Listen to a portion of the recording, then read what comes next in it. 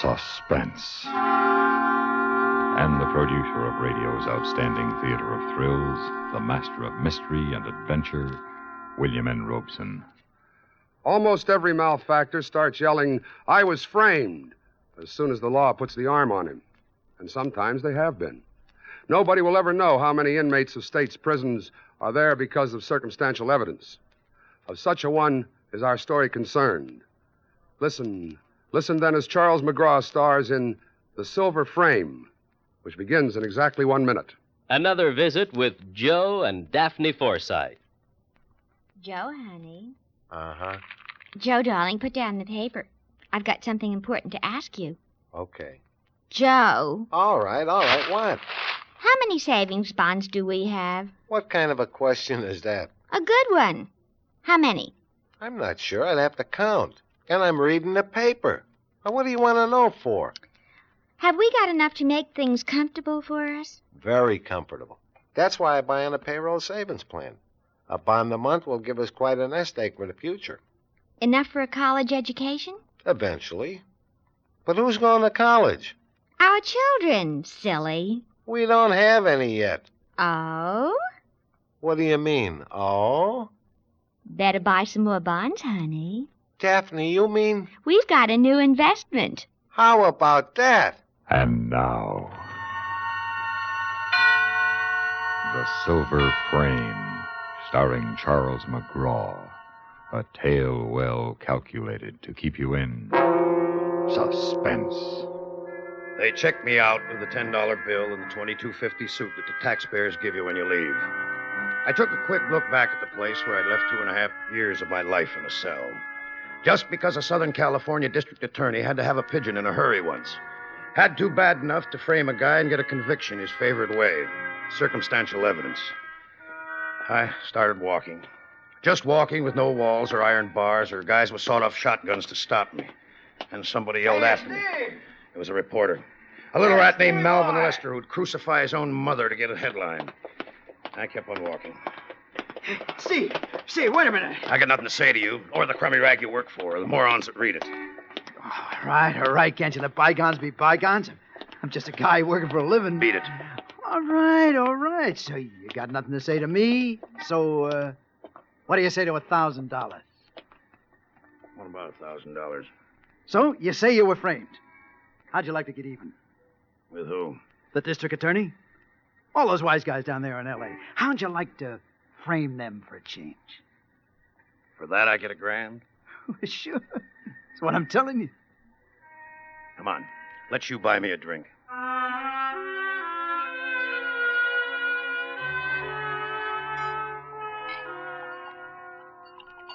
First bell to booze in more than 2 years. Okay, what's the pitch, Melvin? Well, there's been quite a lot of cases like yours lately. Circumstantial evidence. The DA looking for quick convictions and building himself up for the election, you know. Yeah, I know. So my publisher's tangled with the DA a couple of times already, so we want to lower the boom on him. That's where you come in. How? Like this. There's a dame, see? What dame? Well, that's all arranged. You pay her a little social visit, see? You cut yourself a little with a butcher knife or something, and there's blood, she screams, you beat it. But you leave your hat and your driver's license. I don't have one. So we'll get you one. The neighbors hear the scream. They see your car driving out the driveway. They call the cops. Now, the cops don't find the body, of course, but they find blood in your car. Yeah, go on. They pinch you, and you tell a straight story. The blood is an accident. Then you had a quarrel, and she started to yell, and you left. But they don't believe you. They book you on suspicion of murder, and we play it up big. Cops picking on ex-con, you know, that angle. You sweat it out, and you clam up. What happens to the dame? 2 days later, the dame comes back from Palm Springs, and we splash it all over the front page. Her story, your story, circumstantial evidence, again. We bring up all the other cases. We just keep right after him. In a week, the DA don't even dare show his face on the street. He's dead, finished. Well, how do you like it? I like it. Okay, kid. You're in. Well, what about the dough? Half now, half when we spring you. Okay? $1,000 and the DA thrown in. Okay. Lester paid my way down to L.A., bought me a new outfit and a hat with my monogram and the sweatband. He rented me a car and checked me into a hotel. While I was soaking in the tub, he went over to his boss office, the big shot publisher, L.B. Rawson, brought back 5 bills and the dame's name and address. It turned out to be a beach house at Malibu. This was the first surprise. I sort of expected it to be some third-rate downtown hotel. But the big surprise came when the front door opened. Mr. Gates? That's right. Are you Miss Fox? Yes. Won't you come in? Thanks. What's the matter, Mr. Gates? You look a little startled. Maybe I am. Why? Well, I hadn't expected you to be so... So what? Attractive is a polite word for it, I guess. Why, aren't you used to meeting attractive women, Mr. Gates? Not where I've been for the past few years. Oh, of course, I'd forgotten. Can I make you a drink? Oh, thanks. Why is it you always expect that anyone who's been in prison will be lantern-jawed and have a scar on his face or something? To tell you the truth, I'm a little startled myself. Quite a layout you have here. It is nice, isn't it? Yeah, right over the ocean. Uh-huh. Look here at this window. You know, from this window, when the tide is in, you can actually dive into 30 feet of water. I've done it. That I'd like to see. Would you? By the way, what's your first name? Steve. What's yours?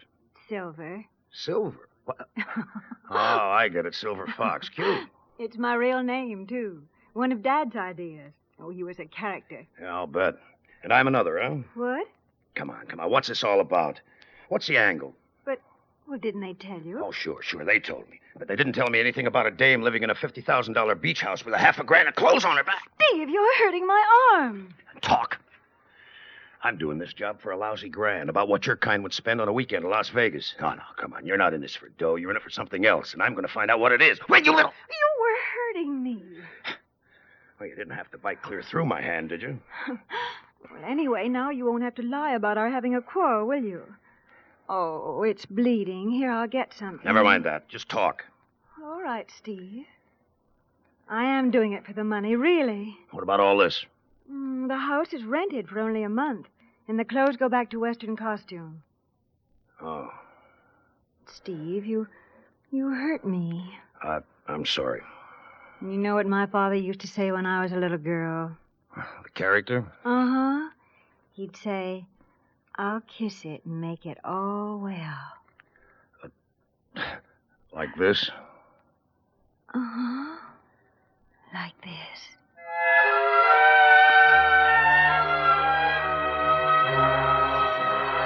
It must have been a couple of hours later when we heard the car that was supposed to pick her up blowing its horn down the road. And I let her out the front way as quietly as I could and went back to finish up the rest of the job. I knocked over a couple of chairs and shoved the furniture around some to make it look as though she'd put up a good fight. Then I threw my new hat with the initials in the band over in the corner and dropped the bloody handkerchief that I'd wrapped my hand in on the kitchen floor. About an hour after that, I was back at the hotel. I corked off as soon as I hit the sack.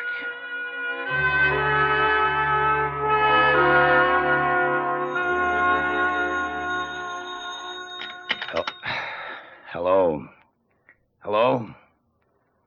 Excuse me. I must have the wrong number. Oh, what number do you want?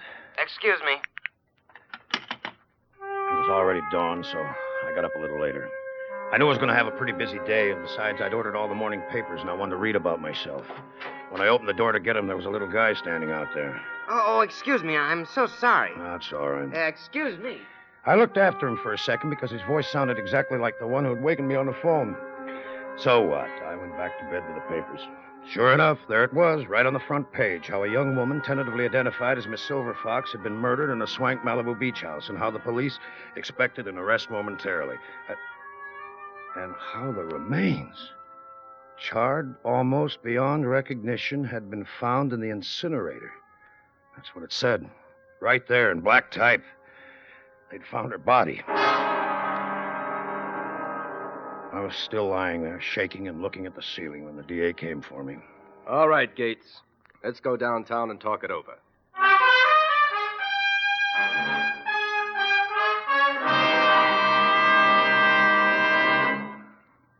moment, we continue with the second act of Suspense. What constitutes a symbol of heroism? When it comes to one of our best-known military medals, the Purple Heart, the symbol is a purple enameled heart within a bronze border. Superimposed is a profile of George Washington in his uniform of general in the Continental Army. Above is his coat of arms, between two sprays of leaves in green enamel. The ribbon is purple with white edges. The Purple Heart was the first American military decoration and was created as the badge for military merit on August 7th, 1782, in an order from Washington's headquarters at Newburgh, New York. Only 3 were awarded for action during the Revolutionary War, and none after that time until the Order of the Purple Heart was reinstituted on the 200th anniversary of George Washington's birthday, February 22nd, 1932. The Purple Heart is awarded to individuals wounded in action against an enemy of the United States, or as a direct result of an enemy act. The blood, often the lives, of many brave servicemen backgrounds the Purple Heart, a proud tradition of service and sacrifice. And now, starring Charles McGraw, Act 2 of The Silver Frame. Why did you kill her? I didn't. You was in love with her, wasn't you? No. You just got out of queue, you went to see. You found out she'd been double-crossing you, so you killed her. Come on. Don't be a sap. Talk. He's right, Steve. Why don't you make a full statement? Maybe there were extenuating circumstances. Maybe we can make a deal. I've told you the whole story. I've been... Framed, sure, you're always framed. What about the blood? What about your hat? What about the body? I don't know anything about a body. The blood was where she bit me. You admit you had a fight with her. Sure, but... What about? Look, what's the use of putting me through this routine? Call the paper like I told you and talk to Mr. Rawson. I've got news for you, Steve. We did.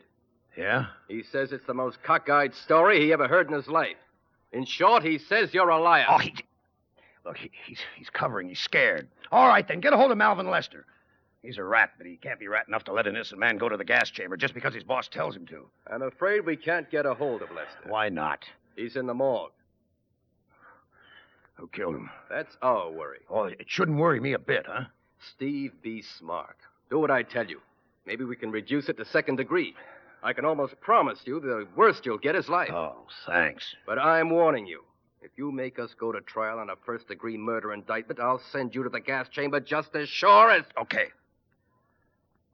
Oh, okay, I'll talk. Well, now you're using your head. Here's a statement all made out. Just a general confession, you understand. We'll get the details later. All you have to do is sign. I'm not going to sign anything you wrote. Okay, write your own statement. I don't want to write anything. Well, what do you want? You just said that... Look. Take me out there to her place. I'll go through the whole thing for you, just the way it happened. Every word, every move. You can have a stenographer take it down, and then I'll sign it. Well, I guess there's nothing wrong with that. It's a deal, then? It's a deal. It was dark when we got out to the beach. I was taking a long, crazy, desperate chance, and I knew it. If it didn't work, well, the spot I was in, it wouldn't make much difference anyway. And then we were inside of the house, and they were all standing around, and I was in the center of the stage. All right, Steve. Do your stuff. Well, we had a few drinks, and, well, I hadn't been in the same room with a woman for 2.5 years, and well, anyway, she fought me off, and that's when she bit me. That happened here. We were standing right here. Then what happened? Well, she broke away and ran across the room and to about where you were standing, only back a little further. Here? Yeah, about there. And what did you do? When she bit me, it hurt. I was startled. I backed up a couple of steps toward the window until I was standing about here. Then what did you do? Then I jumped! Hey, get away! Get away! Hey, get away!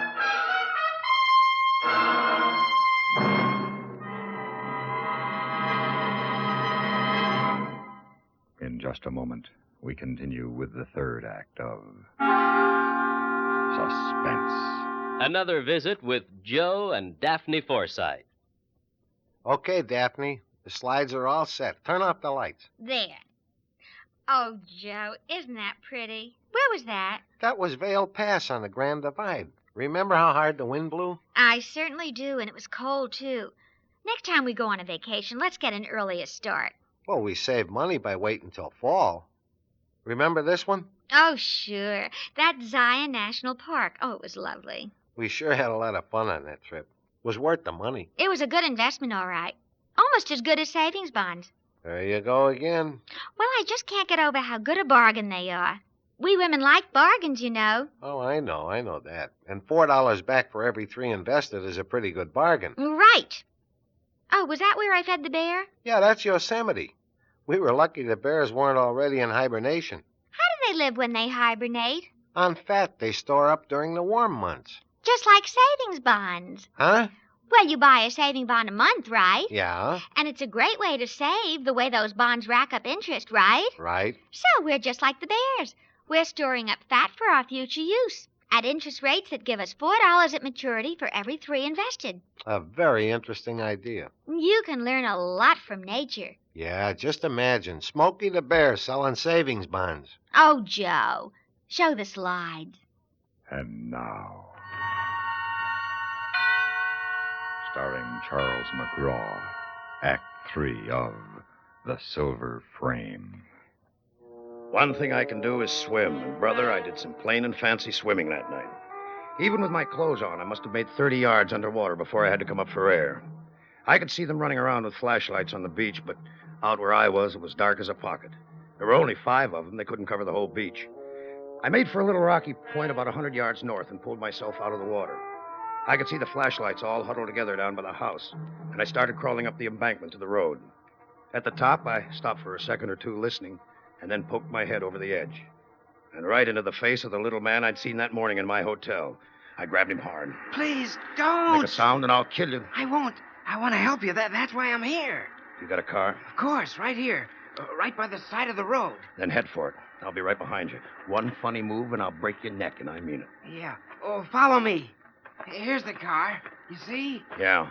Well, get in. Hurry. Oh, boy. You sure led me some wild goose chase today. Uptown, downtown, out to the beach, and then you jump out the window into the ocean. Oh, boy, I sure earned my money today. From who? Who pays you your money? Well, the person I work for. Who's that? Well, someone who's interested in your welfare. Oh, come on. What's behind all this? Please, Mr. Gates, if you'll just be patient a little longer, I promise you that where I'm taking you, you'll get all the answers. After climbing up through the Malibu mountains for a quarter of an hour, we turned in at a big iron gate and drove through about 3 acres of estate. I had a hunch whose place it was, and the house made the hunch look even better. Big and impressive and strictly top bracket. Milton rang the bell, but when the door opened, my hunch blew higher than a kite. Because standing there was the girl I was supposed to have murdered, Silver Fox. Steve. He escaped out of the beach house. Don't let that man in here. Don't be silly, darling. We've got to let him in now. I kind of thought I'd find you here, Mr. Rawson. It is Mr. Rawson, the eminent publisher, isn't it? I don't know who you are. I don't know what you're talking about. I think you do. We better kill him now, Mr. Rawson. That's the best thing to do. That's why I brought him here. You put away that gun, Milton, and stop acting childish. All right, now. Just for openers. Who's Milton? Well, let's say he's my brother. All right, let's. You're very foolish not to let me kill him now. He's a very dangerous man. Please, don't talk about things like that. Well, Steve, it looks as though we'll have to come to some sort of an arrangement. You want to tell me about it?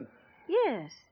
You see, Charlie, that is Mr. Rawson. Well, he's been very good to me for the last year or so. And the house was rented and the clothes go back to Western costume. Well, you don't expect a girl to tell a man everything the first time she meets him, do you? Okay, so he's been very good to you. Yes. In fact, he even insured my life and made my brother Milton the beneficiary. For how much? $300,000. Gates, I swear to you I knew nothing about this. The proposition that Lester put to you was absolutely genuine. Well, maybe it was to start with. But, Mr. Rawson, I think I could make a pretty accurate guess as to who suggested the little stunt of framing the DA. It was Silver, wasn't it? Yes, it was. I thought so. She's a very smart girl, this one. By the way, what happened to your reporter, Malvin Lester? Who can trust a man like Lester? Something had to happen to him. And the girl in the incinerator? Just a girl, a friend of mine. Nobody, really. So you kids collect the insurance and I hold the bag. Is that the way you want it, Mr. Rawson? No. I had no idea Silver would do a thing like this. How long do you think an old goat like you is going to hold a doll like this one once she gets her hands on heavy dough? Steve? I think we can settle this, Mr. Rawson. Of course, there's been a couple of murders. Before we can get the cops off her necks, they're going to want somebody to pay for them. If it's money, I can easily... No can do. Not a murder rap. They'll want a victim. A patsy. I don't understand. Why not Milton here? He actually did the killings. Why, All right. I warned you. Duck, Steve. Thanks, baby. You really have got everything, haven't you? Even your own gun. Well, a girl needs protection sometimes. Well, there's our patsy. Get the money, Steve. Milton's got it on him. You got it that quick? Big newspaper men have ways of arranging these things. $300,000 cash. It's pretty, isn't it? Yeah. Steve, Yeah? I've been thinking about something. So have I. You and me. Silver. What about your sugar daddy here? Oh, he couldn't say anything. He wouldn't dare. Oh, Silver, baby, how could you? We've got the dough. Yeah, it could work. Oh, I know it would, darling. Okay. But you'd better give me that gun of yours. All right, Steve. Thanks. Well, what are you doing? Getting some law to clean this up. Give me the DA. He'll talk to me. Tell him it's Steve Gates. Farley? Well, I've solved your case for you. You'd better come out here. 1124 Balana Canyon. No. Two of them. Steve! A little stiff named Milton and a dame named Silver Fox. Steve!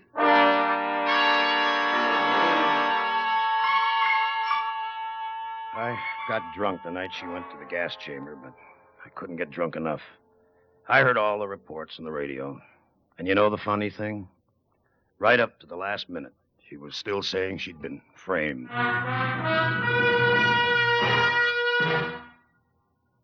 Suspense, in which Charles McGraw starred in William N. Robeson's production of The Silver Frame by William Spier. Supporting Mr. McGraw in The Silver Frame were Tracy Roberts, Jerome Thor, Chester Stratton, John Hoyt, Dawes Butler, and Jack Crucian. Listen.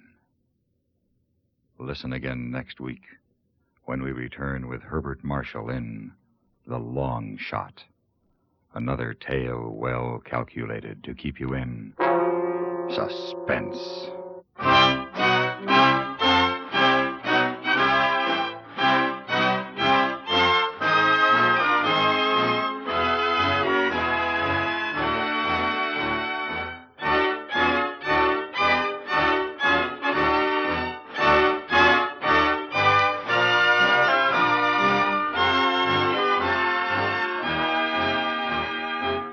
Suspense has been brought to you through the worldwide facilities of the United States Armed Forces Radio and Television Service.